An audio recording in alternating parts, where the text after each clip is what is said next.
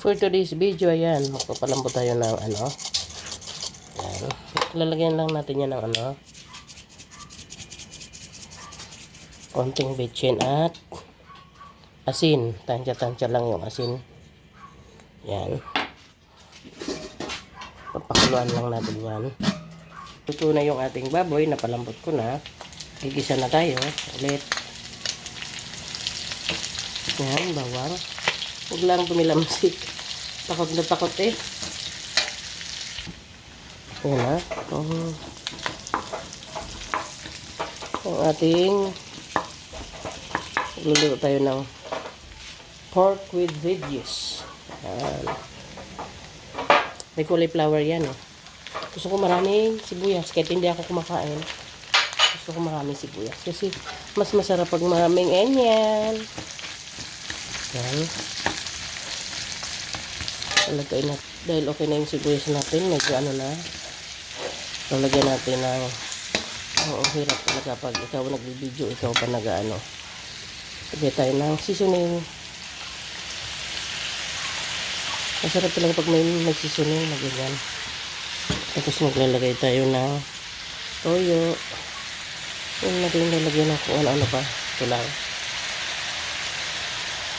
Dark soy sauce. Yan. Magkas-magkas natin. Medyo naluot na yung kanyang soy sauce. Susunod na natin mga mitong ating maraming carrots. Mas maganda daw pag maraming carrots.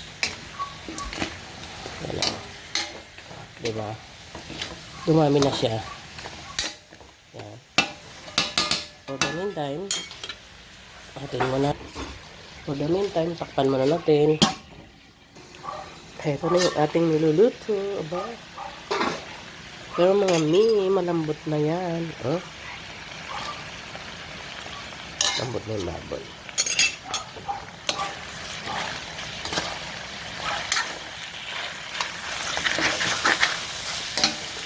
Lalagyan natin yung bell pepper. Masarap daw yan kasi ano. Gamot kasi yan eh. Diba? Hina lang ang apoy, alalay lang. Ulam na nila yan. Pag ganitong luto, nakain ang anak ko.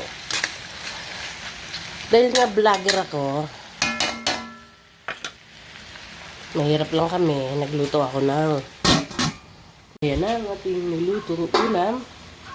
At dahil luto na, dahil medyo okay na siya, yan, lalagay na natin yung ating isa pang gulay.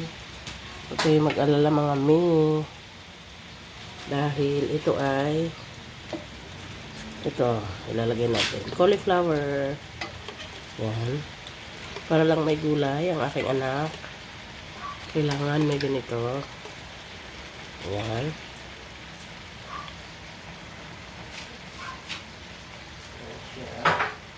Mikos-mikos muna natin.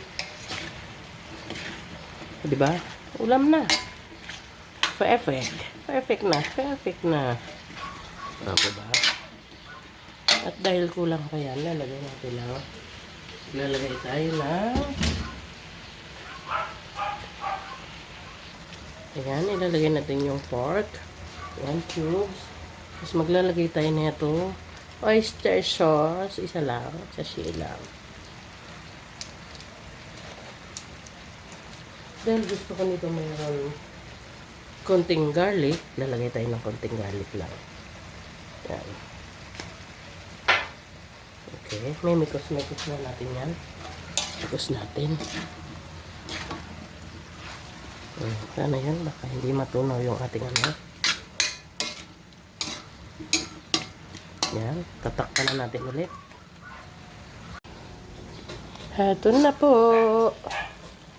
Ang ulam nilang niluto ko. O, diba? Yummy. Ganitong para-paraan lang. Pag gusto natin maglagay ng gulay para sa anak. Gagawin ko ang lahat para sa anak ko. na hindi ko magkain ng gulay. Yan na, ang bango, ang sarap. Heto na talaga mga mi, luto na talaga siya, hindi na maawat. Yan, di ba? Luto na. Ay, nako, luto na, ang sarap na. Ang sarap na. Pinawis-pawisan na. O, di ba? Ito na. Legit na. Yun na kailangan, ano. Luto na. Kami yung ating ulam for today's evening.